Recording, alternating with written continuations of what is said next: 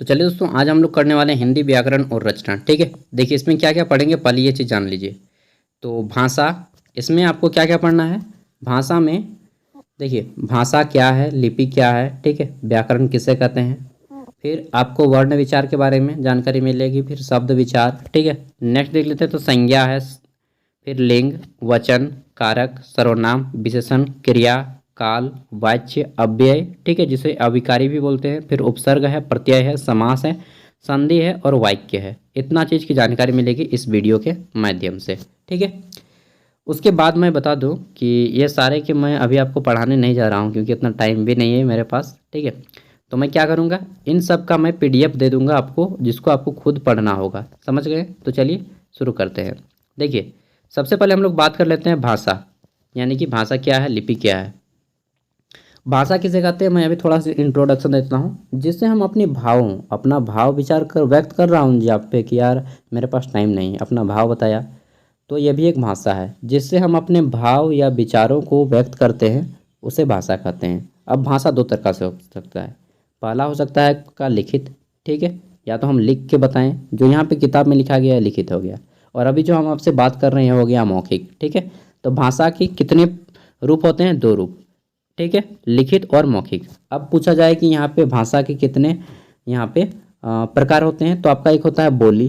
ठीक, इसको भाषा नहीं जाना जाता है। बोली जो कि आम बोलचाल गांव घर में बोला जाता है, एक विशेष क्षेत्र में बोला जाता है, उसको क्षेत्रीय भाषा बोलते हैं। जैसे हमारा खोरठा हो गया, कोई आपका स्टेट का छोटा भाषा हो जाता है। ठीक, फिर आपका आ जाता है राजकीय भाषा, फिर आता है राष्ट्रीय भाषा, फिर एक होता है आपका अंतर्राष्ट्रीय भाषा।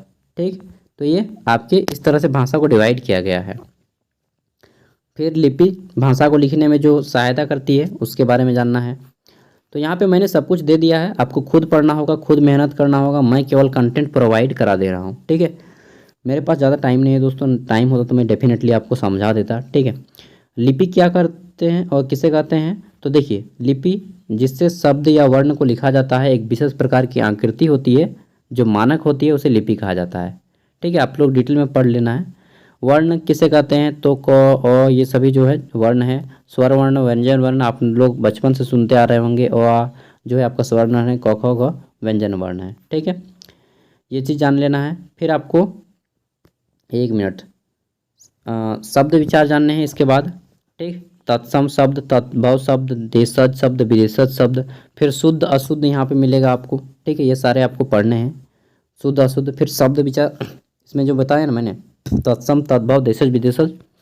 तत्सम शब्द वे शब्द होते हैं जो संस्कृत के शब्द होते हैं और अभी भी भाषा में उसी तरह प्रयोग हो रहे हैं। ठीक है, देखिए यहाँ पे जैसे कि बोला गया है, तत्सम शब्द हिंदी में प्रयुक्त संस्कृत के मूल शब्दों को ही तत्सम कहते हैं, यानी कि संस्कृत भाषा के शब्दों को ही तत्सम शब्द कहा जाता है। तद्भव शब्द ऐसे शब्द जो संस्कृत में थोड़ा बहुत परिवर्तन होकर अभी हिंदी भाषा में प्रयोग हो रहा है। ठीक, जैसे अग्नि तत्सम शब्द हो गया। ठीक, अग्नि का आग हो जाता है, थोड़ा सा बदलाव हुआ। फिर भ्राता, भ्राता से भाई हो जाएगा। ठीक है, थोड़ा सा बदलाव हो गया। तो तत्सम से तद्भव, जो संस्कृत के शब्द है थोड़ा सा बदलाव के साथ हिंदी में प्रयोग होते हैं, उसे तद्भव शब्द कहा जाता है।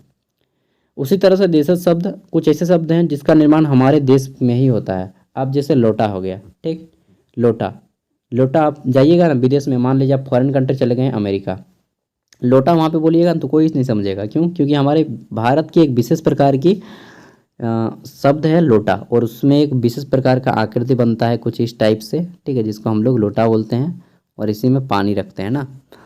इस मैंने तो लोटा का आकृति गलत बना दिया है। ठीक है, तो ये आपका लोटा हो गया। एक मिनट में लोटा का आकृति बनाने की कोशिश करता हूँ। ये इस टाइप से होता है ना, घड़ा बन गया, कोई बात नहीं, तो समझ गए होंगे। ठीक है, लोटा। उस तरह से विदेशी शब्द, कुछ शब्द ऐसे हैं जो कि हम लोग अपनी बोली चाली में प्रयोग करते हैं और विदेशों से लिया गया है। जैसे स्कूल हो गया, कार हो गया, कॉलेज हो गया, ये सभी विदेश से लिए गए शब्द हैं। आप लोग डिटेल पे पढ़ लेना है। ठीक है, फिर देख लीजिए संज्ञा। संज्ञा किसे कहते हैं? संज्ञा के 5 भेद होते हैं। ठीक है, इन सबको पढ़ना है। संज्ञा किसे कहते हैं? तो आप लोग बचपन से पढ़ रहे हैं, किसी व्यक्ति, वस्तु, स्थान, नाम आदि को संज्ञा कहते हैं। संज्ञा के 5 भेद होते हैं। ठीक, उसके बाद मैं इसलिए इनको दे रहा हूँ क्योंकि बहुत सारे के पास पढ़ने के लिए कुछ भी नहीं है। तो चलिए यार, कुछ भी नहीं है उससे अच्छा कि मैं कुछ भी दे दूँ। लिंग, ठीक है, जिससे पुल्लिंग, स्त्रीलिंग या नपुंसक लिंग का पता चलता है, उसे लिंग कहते हैं। ठीक है, आगे देख लेते हैं। तो यहाँ पे पुल्लिंग स्त्रीलिंग की पहचान के लिए बताया गया है कि कैसे आप पहचानेंगे कि पुल्लिंग है या स्त्रीलिंग है। ठीक, आगे देख लेते हैं। तो हमारा नेक्स्ट आएगा इसमें, पुल्लिंग स्त्रीलिंग काफ़ी बड़ा टॉपिक है। ठीक है, तो आपको इतना डिटेल में नहीं पढ़ना है, बस पहले बता देता हूँ दो चीज़ कि आपको कुछ पढ़ें या ना पढ़ें, दो चीज़ पढ़ना है। पहला परिभाषा, ठीक है, किसी भी टॉपिक का परिभाषा पढ़ना है कि उसे क्या कहते हैं। ठीक, जैसे संज्ञा, संज्ञा किसे कहते हैं इसको जान लेना है, और उसके कितने भेद होते हैं ये चीज़ जान लीजिए। ठीक है, कई को भेद होता है, कौन कौन से होता है उसको भी जानना जरूरी नहीं है, बस कितने भेद होते हैं ये जानना जरूरी है। वचन, ठीक है, एक वचन बहुवचन हम सभी पढ़ते आ रहे हैं शुरू से। वचन मतलब संख्या होता है। ठीक है, एक वचन बहुवचन, जैसे गाय का गायें। ठीक, आगे देख लेते हैं। तो फिर आपका आता है कारक 7 नंबर पे। कारक किसे करते हैं? कर्ता ने कर्म को करण से, संप्रदान के लिए अपादान से, संबंधन का हे रे अरे मोहन ना। तो इस तरह से आपको कारक चिन्ह पढ़ लेने हैं, इंपॉर्टेंट है यहाँ पे। आगे देख लेते हैं। तो हमारा कारक के कितने भेद होते हैं? 8 भेद होते हैं, इसको भी पढ़ लेना है। ठीक, फिर सर्वनाम किसे कहते हैं? या संज्ञा के बदले आने वाले शब्द को सर्वनाम कहते हैं। फिर सर्वनाम के 6 भेद होते हैं, इसको जान लेने हैं। ठीक, नेक्स्ट देख लेते हैं। तो विशेषण किसे कहते हैं? जो संज्ञा और सर्वनाम की विशेषता बताए उसे विशेषण बोलते हैं। मैं यहाँ पे पढ़ा नहीं रहा हूँ, केवल मैं अपना रिवीजन कर रहा हूँ। फिर विशेषण के 4 को भेद होते हैं। ठीक, ये सब कुछ आपको यहाँ पे पढ़ लेने हैं। नेक्स्ट बात करें तो विशेषण के बाद क्या आता है? एक मिनट, विशेषण के बाद हमारा आता है क्रिया। क्रिया किसे कहते हैं? जब किसी शब्द से हमें काम होने या करने का बोध होता है या पता चलता है उसे क्रिया कहते हैं। ठीक, अकर्मक क्रिया, सकर्मक क्रिया पढ़ लेना है। जब क्रिया के साथ काम होता है तो उसे सकर्मक, और जब क्रिया के साथ काम नहीं होता है तब उसे अकर्मक। जैसे मैं पढ़ता हूँ, तो पढ़ने में कौन सा काम हो रहा है? कोई काम नहीं हो रहा है, लेकिन मैं चलता हूँ तो इसमें काम हो रहा है, तो यह सकर्मक हो जाएगा। ठीक है, देखिए काल किसे कहते हैं? तो टेंस, इसको इंग्लिश में बोलते हैं काल, जिससे समय का पता चले। ठीक, उसे ही काल कहते हैं। क्रिया के जिस रूप से समय का पता चलता है उसे काल कहते हैं। वर्तमान काल, भूतकाल, भविष्यत काल हम सभी पढ़े हैं शुरू से। ठीक, आपको पढ़ लेने हैं यहाँ पे थोड़ा सा। फिर वाच्य किसे कहते हैं? इसको पढ़ लेना है। नेक्स्ट देख लेते हैं। तो आपका आएगा अव्यय। अव्यय किसे कहते हैं? जिसे अभिकारी कहते हैं, जैसे हम लोग बोलते हैं ना तथा, परंतु, अर्थात। तो ये सभी आपके अव्यय के शब्द हैं। ठीक है, आगे देख लेते हैं। तो उसके बाद आता है आपका उपसर्ग। जब शब्द के आगे में जुड़कर उसके अर्थ में परिवर्तन कर दे तो उसे उपसर्ग कहते हैं। ठीक, नेक्स्ट देख लेते हैं। तो अब हमारा आएगा प्रत्यय। जब शब्द के अंत में जुड़कर उस शब्द में परिवर्तन कर देते हैं तो उसे प्रत्यय बोलते हैं। ठीक है, ये हो गया उपसर्ग प्रत्यय। नेक्स्ट देख लेते हैं दोस्तों। तो हमारा आ जाएगा, क्या आएगा जी, जल्दी आइए, मुझे भूख लग गया है, 5-6 घंटा से खाना नहीं खाया हूँ।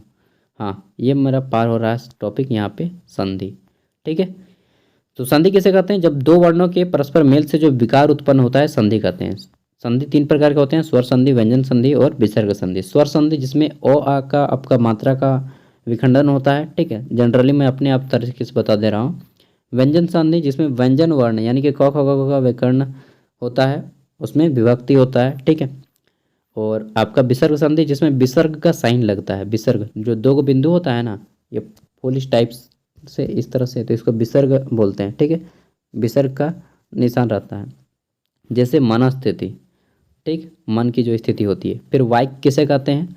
ठीक, शब्दों या जब 2 या 2 से अधिक शब्द मिलकर एक सार्थक क्या बोलते हैं अर्थ निकालते हैं तो उसे वाक्य कहते हैं। ठीक है, अपने तरीके से मैं बोल रहा हूँ। फिर आपको पढ़ लेना संयुक्त वाक्य किसे कहते हैं, मिश्र वाक्य किसे कहते हैं, सरल वाक्य किसे कहते हैं। ठीक है, तो इस तरह से आपको पढ़ लेने हैं। पूरा का पूरा मैं दे रहा हूँ PDF, आप लोग डाउनलोड करके पढ़ लेना, मैं वीडियो का डिस्क्रिप्शन में दे रहा हूँ। ठीक है, क्या बताऊँ, काफ़ी ज़्यादा हो गया बड़ा टॉपिक। तो मिलते हैं अगले वीडियो में। Thank you, bye.